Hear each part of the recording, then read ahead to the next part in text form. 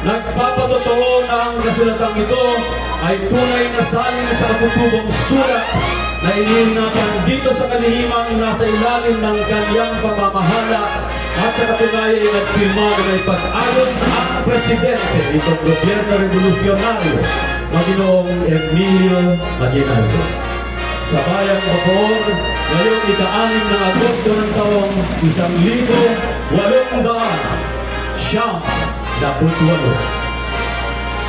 Hello mga kasinyo, today nandito tayo ngayon sa bahay ng Bacoor. It's August 1 and today we are commemorating the 127th anniversary of Bacoor Assembly. Napaka-importante ng araw na ito sa historya ng ating Pilipinas dahil dito sa Bacoor, pinoklama ang Philippine Independence, pinomulgate pala after the proclamation in Kawit on June 12.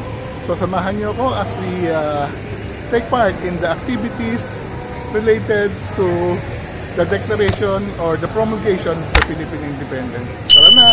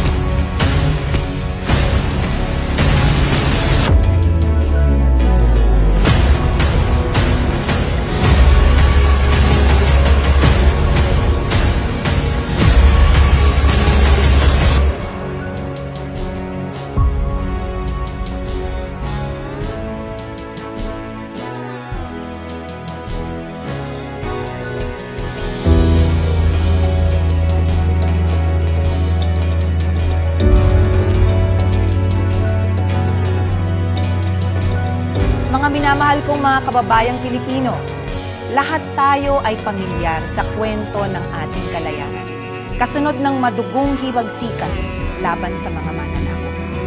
Na ito ay iprinoklama sa isa sa mga bintana ng bahay ng ating unang Pangulo, General Emilio Aguinaldo E. Fami sa Kawit, noong ika-12 ng Hunyo, taong 1898.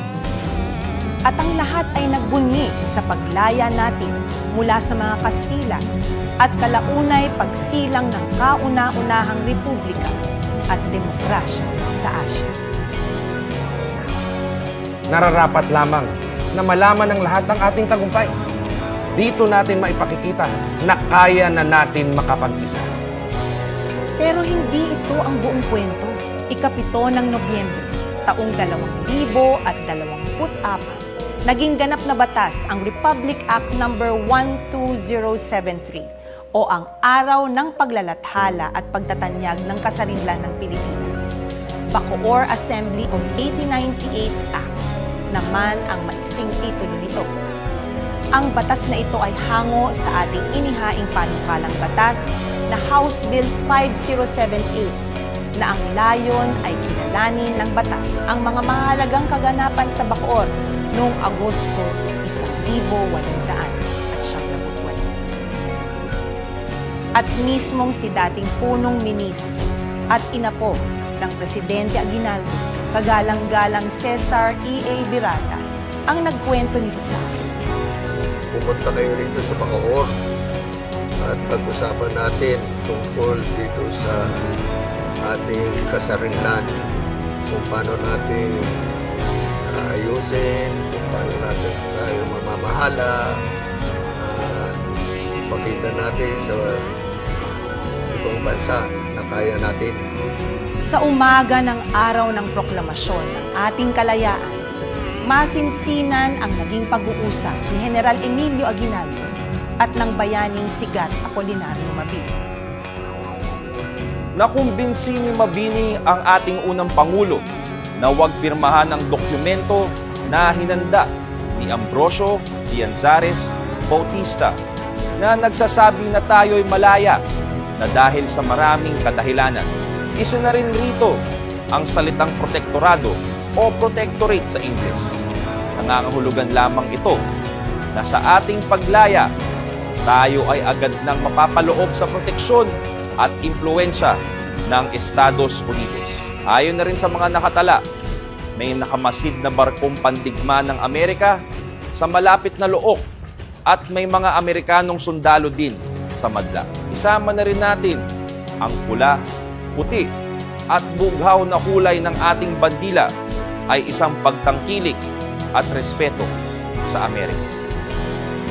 Ika-15 ng Hulyo, taong 1898, inilipat ng Pangulong Aguinaldo ang kabisera ng punong himpilan nito sa Pueblo de Bacoor. Sila'y nagduyan sa tahanan ng pamilya Cuenca. Ang naturang bahay ay kilala sa aming lungsod bilang Bahay na Isa. Dito nag-opisina at pinatakbo ng Pangulong Aguinaldo ang revolusyonaryong pamahalaan, kaya ito'y tinawag din na Unang Malacanang.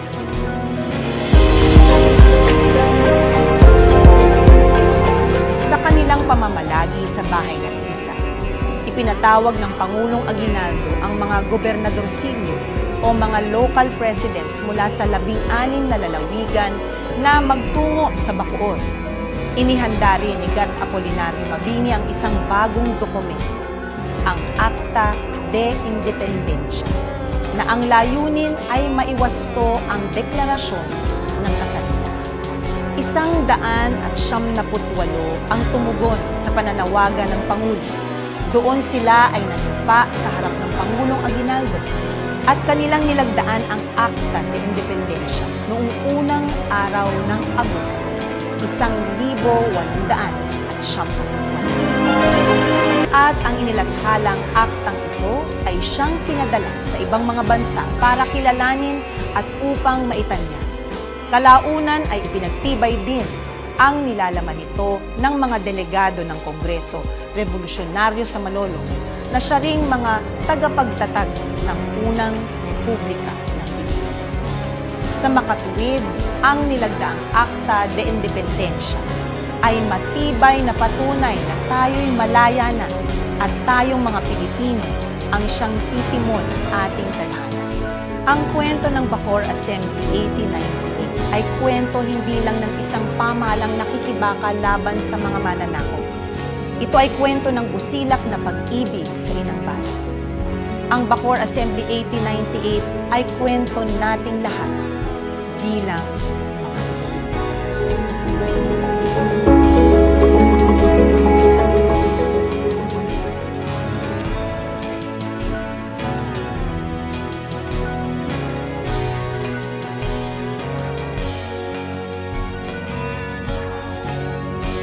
isang karangalan ang maging katuwang ng Pambansang Komisyon ng Pangkasaysayan ng Pilipinas at ng Pambansang Komisyon para sa Kultura at mga sining para sa paggunita ng Acta Agosto 1. Ating dapat kilalanin ang mga mahalagang papel na ginampanan ng lungsod ng Bacoor sa ating paglaya mula sa pananakop. At dito sa aklatan ay nais namin magsulong sa mga makasaysayang lathala at makatuturang rekord upang mapalawak ang kaalamang pampubliko. Ating matutunghayan ang isang panayam tungkol sa isa sa mga hindi gaano kilala ngunit makabuluhang pangyayari sa ating pagkabansa. 127 taon na ang nakalilipas na magtipon-tipon ang mahigit na 200 pinagawan ng mga malayang lalawigan upang ipahayag at bigyan kabuluhan ang kasarinlang ipinaglaban ng mga Pilipino ng taas na maging malaya. Alam nating lahat ang naganap ng proklamasyon ng kalayaan sa tahanan ni General Emilio Aguinaldo Socavio, Cavite, noong ika-12 ng Hunyo. Marami din sa inyo ang nakakaalam sa Kongreso ng Malolos na siyang unang kapulungan ng ating bansa na bumalangkas sa ating unang saligang batas. Ngunit sa pagitan ng itong dalawang pangyayari ay naganap ang makasaysayang pagkukulang sa Bacoor kung saan pinutuhanan ng mga malalayang Pilipino ang kanilang kasarinlan sa ilalim ng isang aktang kinikilala ang kanilang kakayanan maging malaya sa harap ng buong mundo. Sa pamamagitan itong lecture na Panayam Akta Agosto 1, pinapaalala sa atin na itong pagtitipon-tipon ay isang academic exercise at sa mismong panahon ay isa ding national act. Sa ating pagbisita muli sa pagsariwa ng mga naganap na may kinalaman sa Bacoor Assembly, tinatawag tayo na magninilay-nilay at tumingin uli at suriin uli ang mga dominant na naratibo, ang mga main narratives na matagal na naging bahagi at nagka-influensya ng ating pag-unawa ng Philippine independence. So, ang ating kasiyahan at tayo rin ay nagagala na hayagang at matalinong na pag-uusapan na ang mga kaganapan sa Bacoor Assembly noong unang araw ng Agosto taong 1898 bilang pangunahing may akda ng Republic Act 12073 o ang batas na nagtatalaga sa unang araw ng buwan ng Agosto bawat taon bilang araw ng paglalathala at pagtatanyag ng kasarinlan ng Pilipinas. Ito pong aking pag-aaral tungkol sa Bacoor Assembly ay nagsimula lamang nung halos noon din mga before 2017 na tayo po ay umaten sa mga activity ng Bacoor. At nakausap po kami ni Congress na dating mayor, Lani Mercado, na gumawa ng aklat tungkol sa kasaysayan ng bayan ng Bacoor at magkaroon ng isang highlight tungkol sa Bacoor Assembly. So, nangyari po yun, ginawa po natin yun. Ngunit pagdating doon sa Bacoor Assembly ay nagkaroon po ako ng mga kaunting tanong. No, sapagkat mukhang hindi siya karaniwan yung Bacoor Assembly na alam ko. No, kayo po, pag binasa niyo po ang Bacoor Assembly sa mga literatures, makikita niyo po dyan, halimbawa, binasa niyo yung kay Gregorio Sainz na libro, o kaya kay Ali, sinasabi dyan ay ratification of Philippine independence, no? Ang August 1. So, ibig sabihin, ito po Bacoor Assembly ay matagal ng alam, no, ng sa kalimunan ng mga libro tungkol sa kasaysayan ng Pilipinas. Pero dito po centennial ng Philippine Revolution, marami po nag-aaral sa Revolution at isa sa mga landmark book, no, respetadong author, no, ay si yung sumulat ng Saga and Triumph in the Philippines. No? So, tingnan po natin. No? Next slide, please. So, una-una, pasalamat po sa ating Congresswoman, no?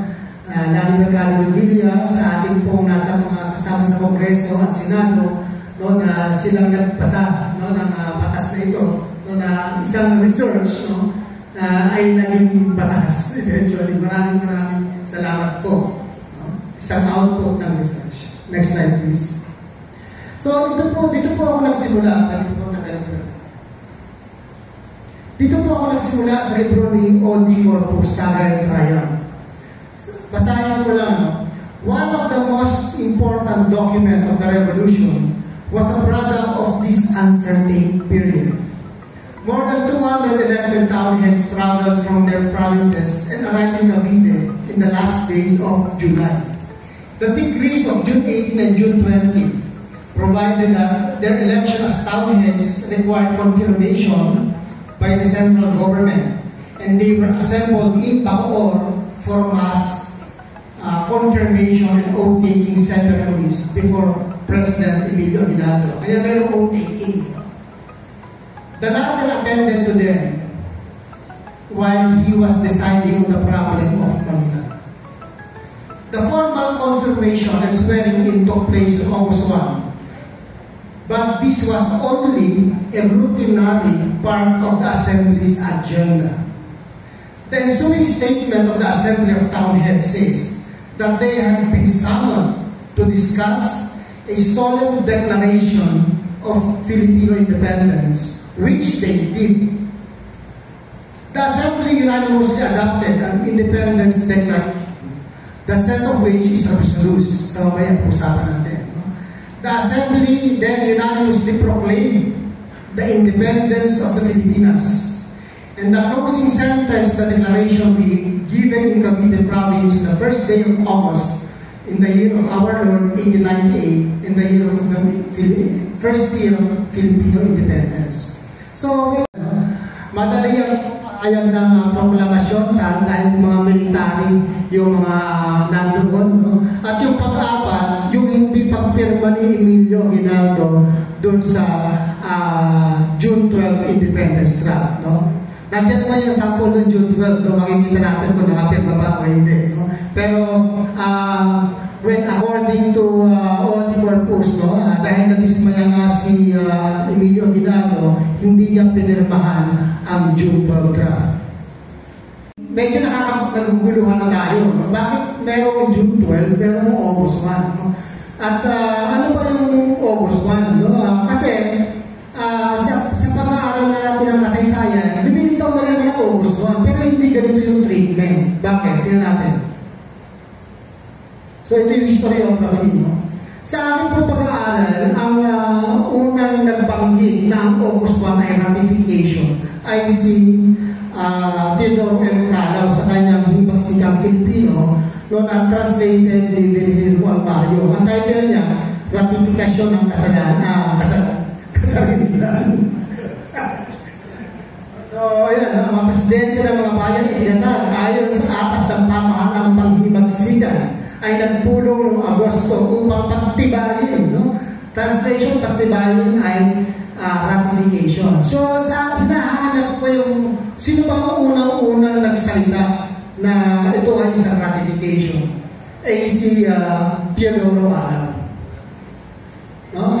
Mamaya, tingnan natin yung mismong teksto. Next.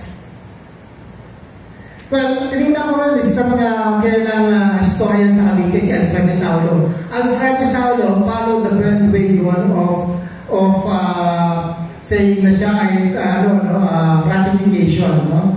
Ayan, no? One significant act of the convention was the ratification of proclamation. So, pinaparot din yung ratification ito pinaparot ni Alfredo Saulo. Si Mahul, no, binanggit niya yung ratification din. No, pero medyo nagdududa-duda siya. No? Ang sabi niya ay, this declaration or ratification, nagdududa siya. This declaration or ratification was necessary in Mabini's way of thinking, for the first declaration being encountered June 12 was signed almost exclusively by the military men. No?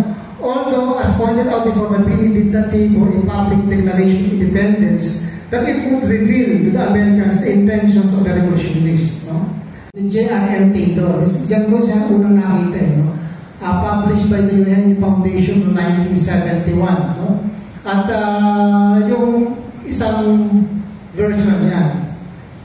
At yung isang version na published, kasi yung Taylor, published ng 1971. Kung hindi siya published ng 71, collection lang siya ng PIR.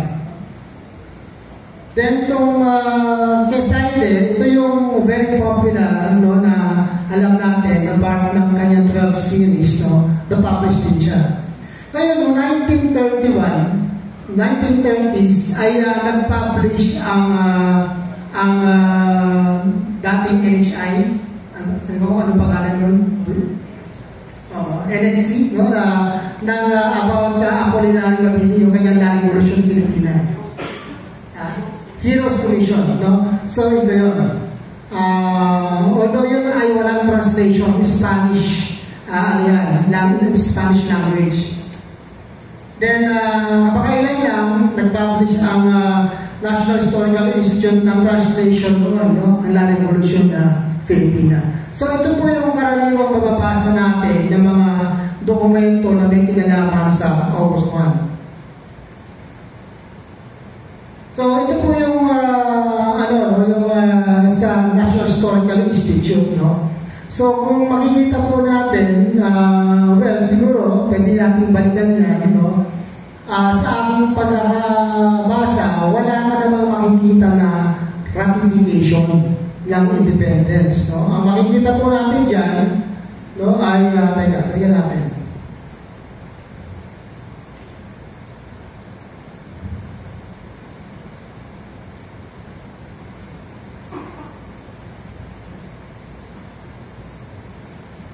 Mukhang maliya tayo sa slide ko. Ito na lang.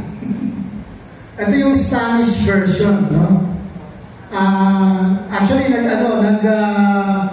nag-note si Teodoro Malao, no? Sabi niya, nasabi niya daw ay hindi satisfied sa Proclamation of Independence noong June 12, no?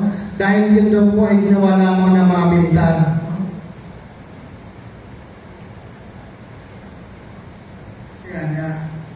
Halimbawa, itong, ayan yung, yung sa taas, no? En virtud de las consideraciones expuestas, los que suscriben, interpretando la aspiración unánime de los pueblos que representan y cumpliendo los cargos recibidos de los mismos y de los deberes correlativos y las facultades de los que habían investidos, proclaman solemnemente ante la paz, no? Proclaman solemnemente. Hindi naman sinasabing ratifikan solemnemente. So, then, nakapirma po lahat yung pangalan ng mga pumirma. Doon kay Taylor, hindi kasama yung mga pangalan. Doon sa mga i-publish nung kay Saide. Pero dito sa sa historical commission, kasama yung mga pangalan. So ito yung yung transcription, no? Yung the undersigned of Town, no? So the discussion took place, prudence, di natin isa-isahin yan, no? Ito yung nilalaman ng proclamation, no? So basically, mas concise siya kaysa sa June 12. At hindi siya tulad ng June 12 na binabanggit yung sila buong bursa, binabanggit sila lapo-lapo, wala tayong gano'n. No, highly philosophical. Siguro dahil sa pamilya yung bumaba. So, balikan ko na yung pinaka-importante rito. No, yung, ayan, no? In virtue of the foregoing considerations, the undersigned giving voice to the unanimous aspiration of the people whom they represent and performing the offices received from them and the duties pertaining to the powers with which they are vested, proclaim solemnly in the face of the whole world the independence of the Philippines. Now, so, ito po yung translation ng Spanish. Ngayon, makipansin natin sa isang letter ni Apolinario Gamigado o Kapanible, no? Ito po ay July. No? Sinasabi niya dito sa part na ito, I am hoping that very soon we shall have a more formal proclamation of our independence and of our established Congress. Because the effort to make it so are in full swing and we do not lack enthusiastic support in the towns. In this way, the foreign powers shall change their opinion of us, and they cannot but give way to what they see. So again, nag-comment si Teodoro Malao. Mabini was not satisfied with the proclamation in Kawi, which was done exclusively by the army. He wanted the act to be done by the authority of the representatives elected by the people. However, two other more formal proclamations instead of just one were made. One on August 1, signed in Bacoor by the municipal presidents elected by the people of the towns, and another on September 29, which is truly national in character. And it was done by the Congress in Malolos with the actual presence of the President of the Republic and the members of the Cabinet. In the archives of the Philippines, there exists no other document attesting the voluntary and spontaneous declaration of independence made by the Filipinos except the one proclaimed by General Aguinaldo in Cavite on June 12, 1898, and which was subsequently ratified solemnly by the Revolutionary Congress at Malolos, Bulacan on September 29, 1898. This was established in early 70s, no? At papansin natin na hindi pa masyadong kilala yung value ng August 1. Kaya, sa aming palagay, no wonder na ang pinili nating Independence Day, mismo ang proclamation sa kawit. At syempre, buhay pa si Emilio Aguinaldo at sabi niya, yan ang proclamation natin. Lalo-lalo na sinasabi na it was ratified by the Malolos Congress on September 29. So, tingnan natin yung ratification of independence by Congress on September 29, 1898. Ito po yung, yung speech ni Pedro Paterno na na-publish sa libro ni Felipe Calderon, no? So, Honorable President, Delegates, Filipinos, Gentlemen, no? The Revolutionary Congress of Delegates of the Philippines solemnly ratified the proclamation made in Kawit. Tama naman, sabi. Pero yung sumunod, on August 3 last, pagkatapos, by the local presidentes of the independence of the Filipino people who are determined to battle themselves under their own rules. Blah, blah, blah. So, medyo garbled yung, kasi at this point in time, alam natin na ang June 12 ay for militar, mga militar ang nag-declare. Pero yung sa August 1, ang municipal presidents. So, nung binanggit yan ni Felipe Calderon, mukhang hindi niya alam kung binanggit niya yung Kawit, binanggit niya August 3. Actually, yung Bacoor Assembly, it extended up to August 3. August 1 to August 3, yung mismong event, sa 3-day event. No? Then, by local presidentes, yan po yung ratification ng September 29. Ito po yung original original text na in Spanish na mababasa natin sa Mis Memorias de la Revolución Filipina ni Felipe Calderon. Ay mismo, Kawit el 3 de agosto último por los presidentes locales de la independencia del pueblo Filipino. No? So, kung titignan nyo, ano ba ang tinutukoy dito? Ang June 12 at August 1. Sino ba yung nagde-decide? Siguro kung yung June 12, natin yung Kawit eh. Kung yung August 1, natin yung August 3. Pero ang maliwanag doon, ang sinasabi, municipal presidents. Talagang hindi lang din kung sino mismo yung nag-highlight. So, basically, the Congress is referring to the August 1 document. Defensa 20 de Julio último. Pagdating dito, decree prescribed by the decree of June 30 na. Nawala na yung dalawang day. So, magkaiba yung English translation sa dating original Spanish. Pero dito, mas mabigat kasi sinasabi dito in virtud de las conspiraciones, no, prescripta por decreto 23 instrucciones de 27 de Julio último. Pagdating sa libro na to, ang sinasabi niya, constituted in the manner prescribed by the decree of June 12. So sa original, hindi naman lumilitaw yung June 12. Ang lumilitaw ay yung 23 and 27. Dito, nilalagay na June 12 in the instructions of June 27. So, imagine that, no, na pag sinulat yan sa papamahay-aralin, no, ay ang isusulat mo na ang August 1 ay referred sa June 12. Anyway po, so nakita naman po natin kung gaano ka pusisi si Sir Manny sa kanyang pag-research. At isa po itong hamon sa mga tulad kong estudyante ng kasaysayan na huwag po tayong basta-bastang maniwala sa mga binabasa natin. Ang kwento ng August 1 ay kwento ng ego. Ng ego. Bakit po? Kasi mula pa lang po, mula nung si Mabini ang naging advisor ni Aguinaldo noong June 12, 1998, sa mismong araw ng proklamasyon ng kalayaan ng Pilipinas, sinasabi niya na medyo problematic na ang pagpoproklamo ng kalayaan sa araw ng June 12. Hindi lang yun.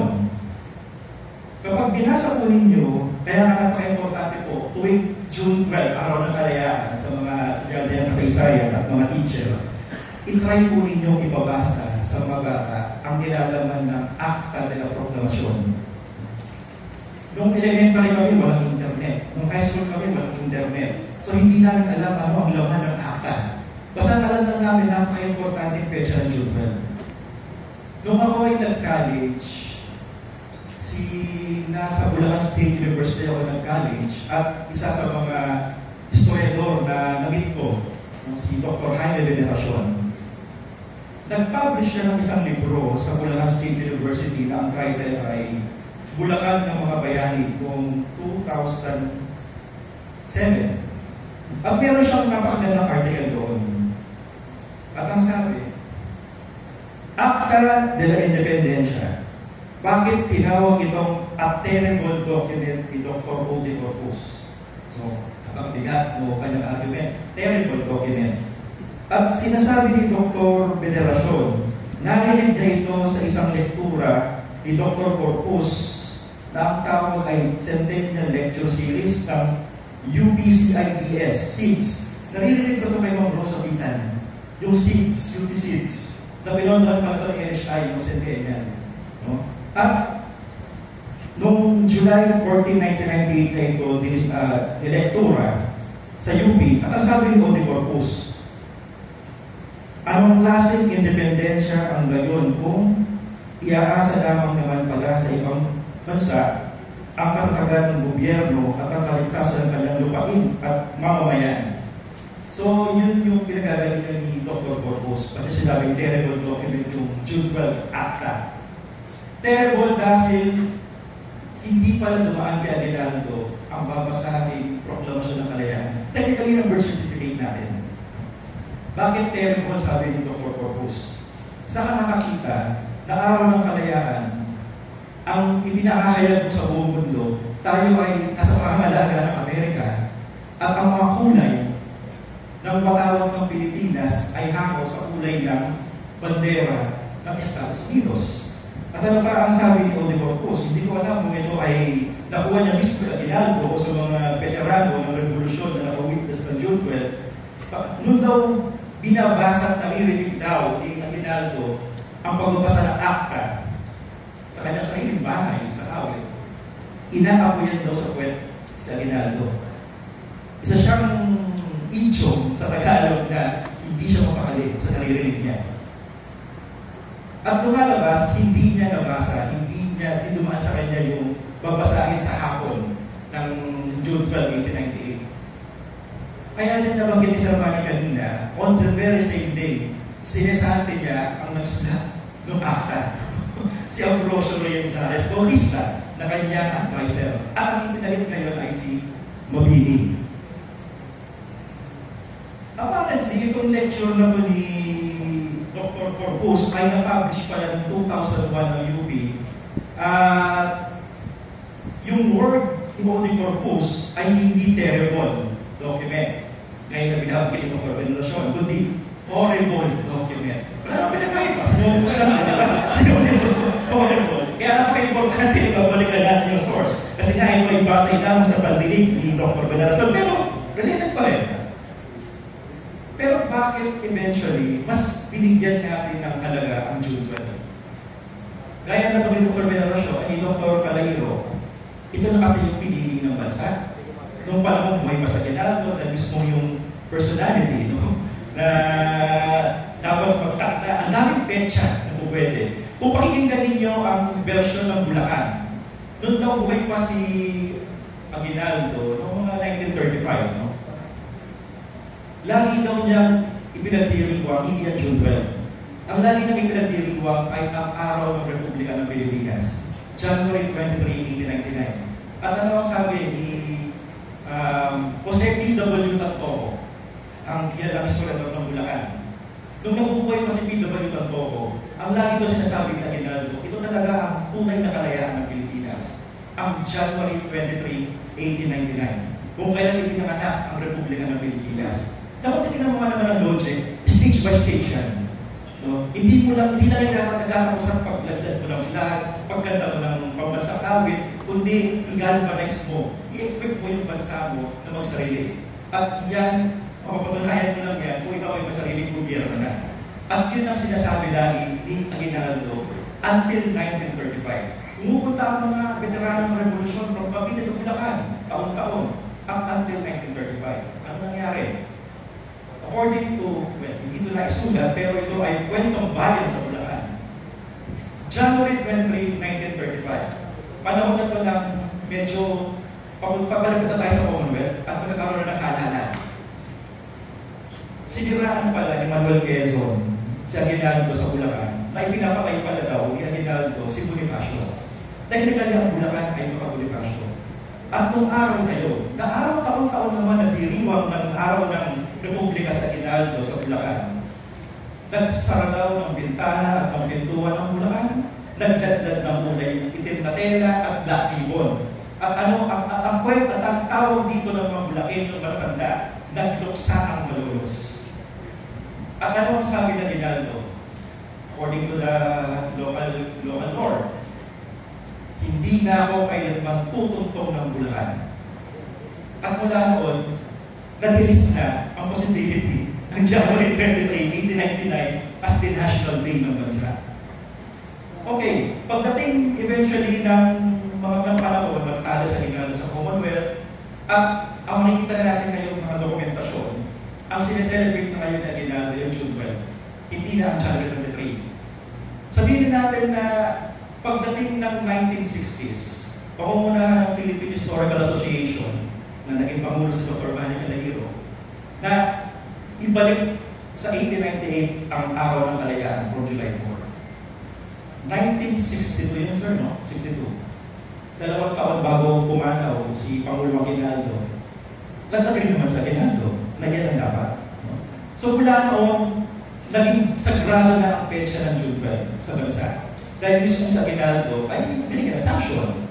At dagdag pa natin dyan na napaka-dramatic ng araw na yun dahil doon get-dead yung Philippine flag, although hindi yung first unfurling, at doon tinutog ang lupang inira. So makakambal ng June 12 ang kalayaan matawag at ang mga sa awit. Kaya lalo pang bumigat yung meaning ng June 12. No? So, I think hindi na ito issue na dapat tanggalin sa June 12 ng August 1. Dahil lahat tayo ay nagkakasundo na, okay, sige, medyo hindi maganda yung birth certificate natin. Pero yung kagandahan ng drama, ng simbolismo ng kawit, ayun ang ating pinakalagaan. No? Siguro, dagdag na siguro sa kwentuhan sa classroom, yung dokumento, bakit Tericon? Bakit Oricon? Sabi ni Dr. Corpus. At yung aking pangalawang pupunto lang, siguro dahil panahon na rin na ang daming petsa sa kasaysayan ng bansa, nasabihin na natin kailangan din malaman ng mga Pilipino. Ang isa na rito ang Agosto 1. Again, kung babalikan natin ang panahon nila Mabini, nila Aguinaldo, totoo na ayaw ni Mabini at June 12. Hindi pa ka nagsisimula ang selebrasyon, ayaw na ni Mabini. Diba? Umaga sila nag-meet for the first time. Hapon. Pagpunta po ninyo, nakabukas po ba ang gallery ngayon, Ma'am Maricel? Okay. Pupunta dyan. Hanapin ninyo ang planner ni Aguinaldo. Para din siyang mga Gen Z millennial, hindi siyang planner, no? So, meron siyang planner galing sa isang hardware. So, nandoon mismo, sulat kamay niya. Kailan niya ipiproklama ang kalayaan ng Pilipinas? Anong oras? Hindi alas 7, hindi alas 2. Tingnan nyo na lang, basahin ninyo kung anong oras noong June 98. Sulat kami mismo ni Aguinaldo.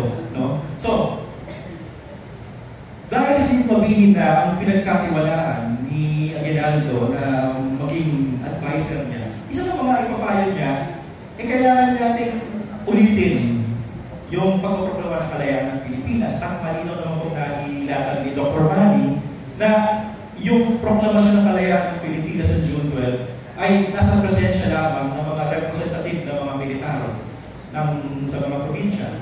At ang kagandahan ng August 1, binigyan niya ng halaga ang demokrasya. So, in-empower niya ang mga bayang organized na, ang LGUs, at pinapunta niya lahat ng mga bayan ng bansa sa Bacoor, Cavite, na noon ay kapitolyo ng bansa, na bakit hindi natin ibigay sa civilian ang pagpaproklama ng kalayaan ng Pilipinas. Dahil kung babalikan ninyo yung usapan nila Aguinaldo noong umaga ng June 12, anong sabi ni Mabini? Hindi ba kinikilala ng mga probinsya ang kalayaan ng Pilipinas? Tapos pagpaproklama ka ng kalayaan. Technically, ang Cavite mo na hindi pa malaya mismo sa mga Kastila. Di ba? Dahil nandun pa yung mga Kastila sa Cavite City. Ang Pampanga ay lalaya sa mga Kastila, June 28, 1898. Ang Bulacan, June 24. Ang Tarlac, July. Ang Pangasinan, August. Ang Baler ay July, ay June 1899. So yan yung logic ni Mabini. Bakit hindi muna natin kunin ang simpatsya ng mga LGUs kung kinikilala ba nila itong ating pag-asaili? At yun ang impormasyon na August para sa akin. Mismo ang mga hinanal ng mga alkalde ng mga bayan ang pumirma at kumikilala na sila ay magpapailalim sa isang bansang tinatawag na Pilipinas. At nakagulat na isa sa mga bayan na hindi ko in-expect na aaten at pipirma sa kalayaan ng Pilipinas ay ang Macabebe, Pampanga. Na super loyalista ng mga Espanyol, pero pumirma ang Macabebe. So, yun ang isa sa mga pagpapahalaga na gusto kong ibigay sa August 1. In-empower ng August 1 ang mga hindi lalawigan, mga bayang malalaya na kilalanin ang kalayaan ng Pilipinas.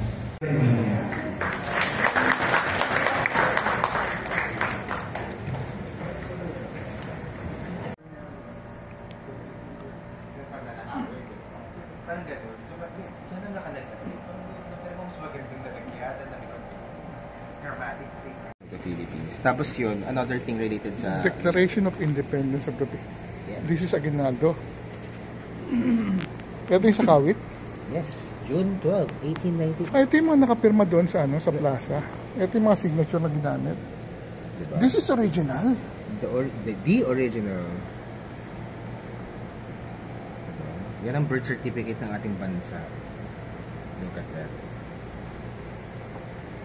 Ang isa sa note na gustong i-share ni Aguinaldo, somewhere yata dyan. Acta de la Proclamación de Independencia del Pueblo Filipino. May note dito si Aguinaldo. So ito ay isang memorandum, parang kalendaryo, almanac niya. Nandito yung memorandum, yung note niya kung anong oras dineklara yung independence ng Pilipinas. So kung babasahin niyo na mabuti, nakalagay diyan kung anong oras, no. Tagalog po siya, by the way. Ay, hindi pala. Espanyol pala siya. Alas 4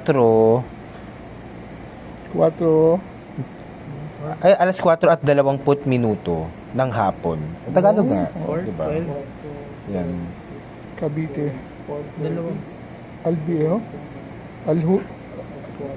12 Hunyo. Ayun, so Maximo Inocencio patungo sa bayan ng Cavite, El Viejo.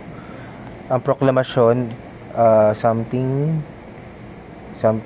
Sangkapula ang Katagalugan o Pilipinas, oras ng alas 4 at 20 minuto ng hapon, Cavite, 12 Hunyo 1898. Ayun. The Declaration of Philippine Independence on June 12, 1898. National Anthem. Himno National. Pero hindi tayo Hindi ko lang kung yung original, pero Himno National. Parang inuna ata, lupa. Ayun, ito rin. August 6, 1898. Aguinaldo proclaiming Philippine Independence. Yun din yata siya. Same thing. Ino-open lang yung Cuenca Mansion tuwing August 6. This is the Bacoor Declaration. Kaya siya daw ganun pinasation ni Xiao para lahat yun related sa birth ng nation natin.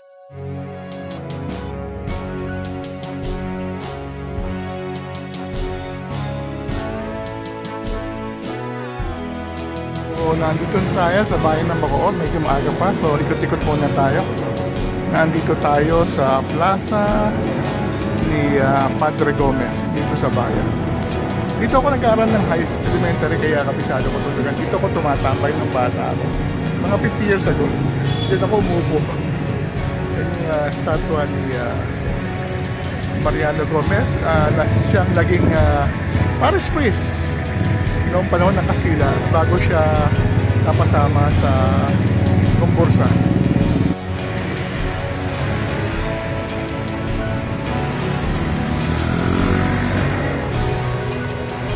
Punta tayo sa simbahan ng San Miguel. Simbahan ng San Miguel.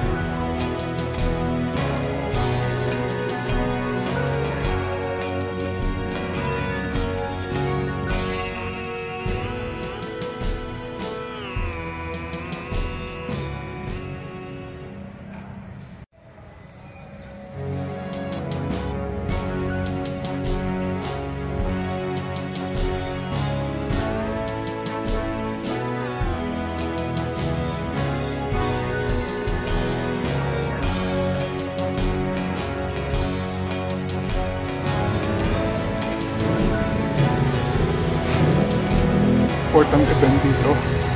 Nakalagay, itinaas ng mga revolusyonaryo ang watawat ng Pilipinas sa Kampanarya noong May 31, 1898. Ito 3 days after nung official unveiling ng watawat sa Cavite City noong May 28 at bago pa nangyari ang independence sa Kawit. Yung simbahan at ito yung St. Michael Institute. Yan tayo pumasok na elementary. At yan yung mga late. Yan din yung ginagawa sa amin. Pag late kami, magre-report ka sa office. Dahil pag nag-flag ceremony, kailangan mo mag-explain.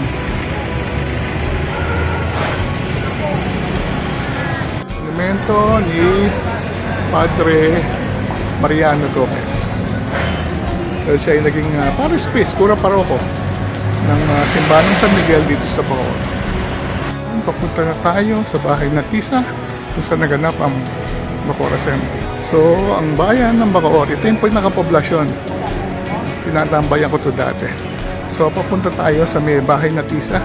Ito yung matel ko ng tinitingnan ng estudyante ako.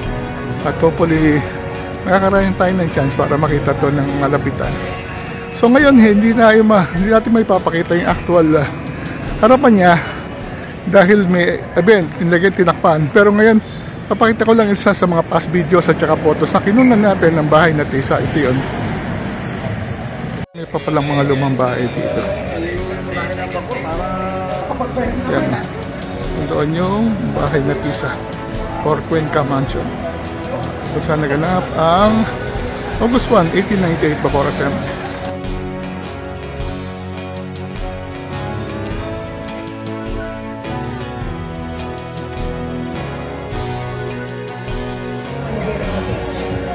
Ang layunin ay maiwaston ang mabigyan ng pagkilala at mailuklok sa mga pahina ng ating popular silak na pag-ibig sa inang bayan. Ang Bacoor Assembly 1898 ay kwento nating lahat.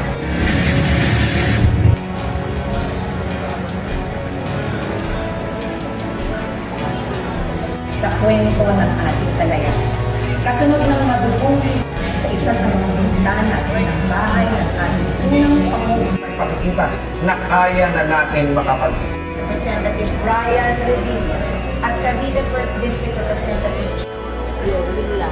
Dati nga Sumarera yun. Hindi ba yung Friday. Sumarera kasi.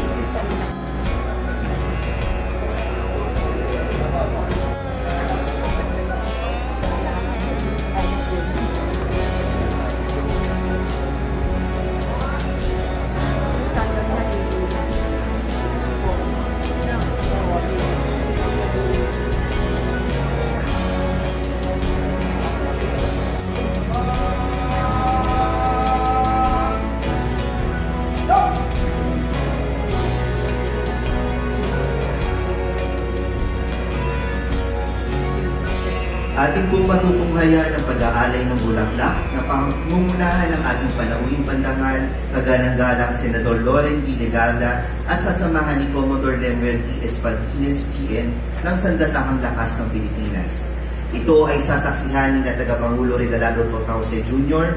na Pambansang Komisyong Pangkasaysayan ng Pilipinas, kagalang-galang kinatawan Lani Mercado Levilla ng ikalawang distrito ng Cavite, Tagapangulo Victorino Mapa Manalo, nakakatawanin ni Pangalawang Patnugod Tagapagpaganap Marichu Teliano ng Pambansang Komisyong para sa Kultura at Mga Sining, Punong Lungsod Strike P. Revilla at Pangalawang Punong Lungsod Rowena Bautista Mendiola ng Lungsod ng Bacoor, Cavite.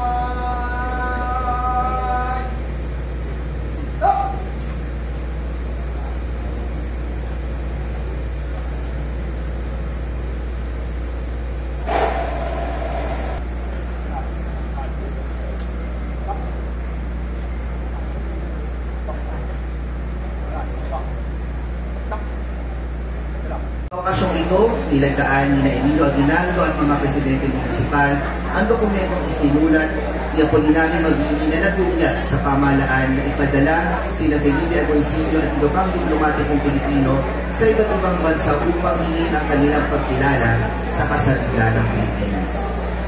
At ngayon pong araw na ito, kasama ang mga espesyal na panauhin at saksi sa ating ang ating kapwa Bacoreño, ibinadiriwang po natin ang isang napakahalagang bahagi ng ating po kasaysayan, ang ikasandaan at 27 anibersaryo ng araw ng paglalathala at pagtatanyag ng kasarinlan ng Pilipinas. Akta de Agosto 1, isang halaw. Ang mga punong nagpipilma sa mababa na nangahalal sa mga bayang nasa sakop ng mga probinsya o kabayanang nangatatala sa huli ay nangagkatipon sa isang malaking kapisanan upang mapagpulungan ang paglalathala at pagtatanyag ng kasarinlan ng Pilipinas.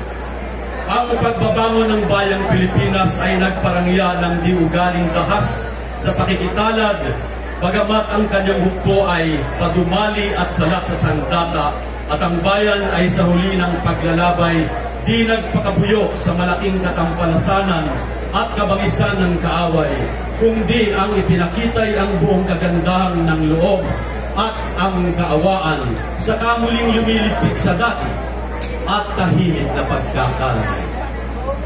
Kung kaya, inilalathala at itinatanyag sa sangkalibutan ng kasarinlan ng Pilipinas, kinikilala nila at ginagalang si Maginoong Emilio Aguinaldo Infami bilang presidente ng gobyernong tagapagbangong puri at ipinamamanig nila sa naturang Maginoong presidente na hilingin sa mga gobyernong taga-ibang lupa na kilalanin ang ating kasarinlan.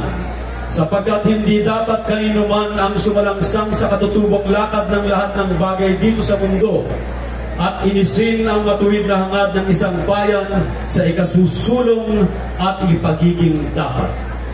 Nilagdaan ang mga punong bayan mula sa hukuman ng Cavite, Kapampangan, Maynila, Bulacan, Bataan, Nueva Ecija, La Laguna, Morong, Tarlac, Batangan, Mindoro, Tayabas, Zambales, Pangasinan, Union at Infanta.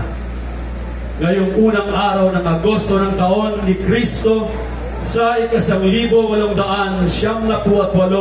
at unang taon ng kasarinlan ng Pilipinas. At kung kasaysayan din lang ang pag-uusapan, Ang dakilang lungsod ng Bacoor ay hitik dito. Pawis, dugo at buhay ang isinakripisyo at inialay ng ating mga ninunong bayan para ating matamasa ang kalayaan at mga karapatan na ipinagkait sa kanila ng ilang daang taon dito. Isang panauhing pandangal, ang isang lingkod bayan na 4 na termino ng nanunungkulan bilang senadora ng ating bansa. Siya ay kilala bilang isang kampyon ng kalikasan at pangunahing taga-suporta ng climate change initiatives and actions ng bansa. Tagapagtaguyod ng green development. Kabalikat natin sa pagpapalakas at pagpapatibay ng mga hakbang para sa kabutihan ng mga kababaihan, kabataan, edukasyon at kalusugan. Kanyang pinalakas din ang tinig ng mga indigenous peoples. Maliban pa riyan, sama si dating Senador Ramon Bong Revilla Jr., kanilang isinulong ang ating panukalang batas na ngayong Republic Act No. 12073. Mga kababayan, salubungin natin ang isang masigabong palakpakan ang aking kumadre, Lodi ng mga kabataan at kababaihan, Senator Loren B. Legarda. Sa tuwing sinasambit natin ang salitang kalayaan, marahil ay sumisiklab sa ating isipan ang larawan ng ating watawat. Pinawagayway sa hangin sa kisat ng isang bayang bumangon mula sa pananako. Kasabay nito ang sigaw na malaya ang Pilipinas, isang tagumpay na sinilang sa tapang at pagkakaisa ng sambayanang Pilipino na humahantong sa pagproklama ni Pangulong Emilio Aguinaldo ng ating kasarinlan noong ika-12 ng Hunyo, 1978.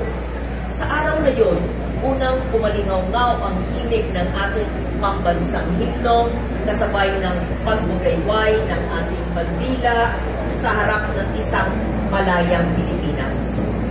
Ang pagsapit ng 1 ng Agosto, 200 pinunong bayan mula sa 16 na lalawigan ang nagtipon dito sa bahay na tisa upang pagtibayin ang nasabing proklamasyon sa pamamagitan ng Acta de Independencia na sinulat ni Apolinario Mabini at nilagdaan ni Pangulong Emilio Aguinaldo.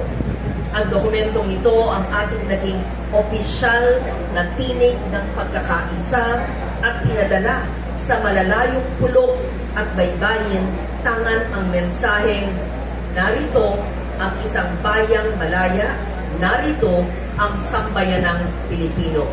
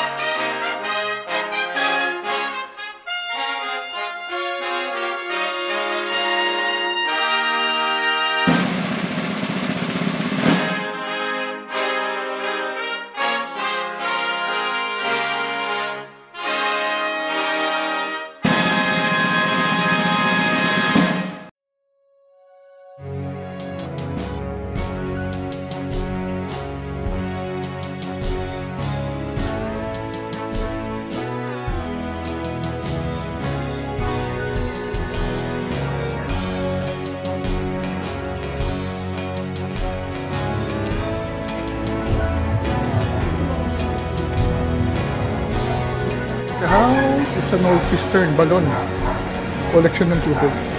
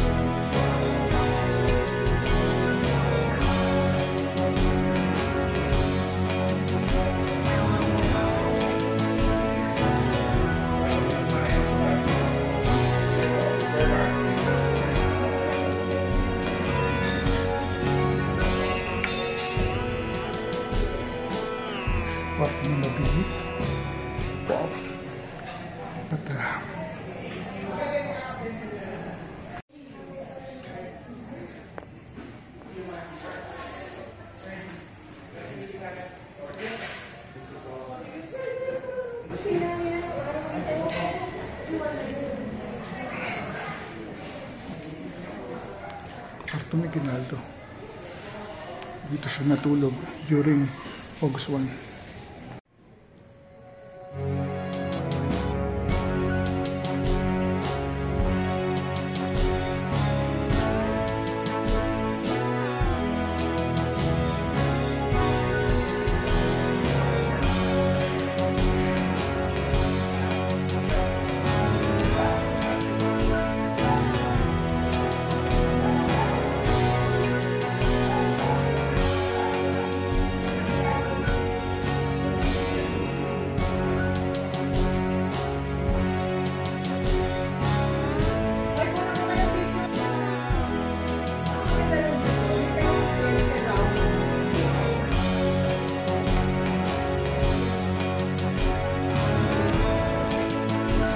The collector of rainwater. So may malaking banga, cistern, and so dyan nagagalit.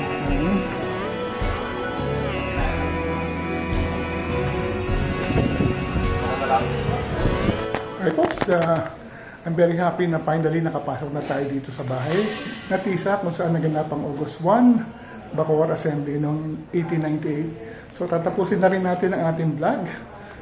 Marami tayong natutunan ng nakalipas na 2 araw, yung sa National Library noong July 30 at ngayong August 1. Dito mismo kung saan ginanap ang pag-commemorate ang 127 establishment ng Bacoor Assembly na ginanap dito sa Bahay TISA. So napasok na rin natin finally.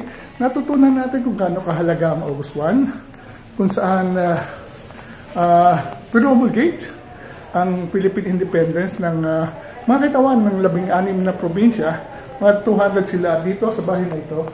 Sila nagtipon at sinulat, promulgate ang Philippine Independence na ito yung ginamit para i-ratify sa Malolos Congress 2 months after. So, I guess I'm very happy at nagawa natin ito at maraming salamat sa sa local government ng Bacoor, ng Cavite, ng NHCP at NNCCA sa pagpapalayag ng napaka-importanting bahagi ng ating kasaysayan bilang Pilipino.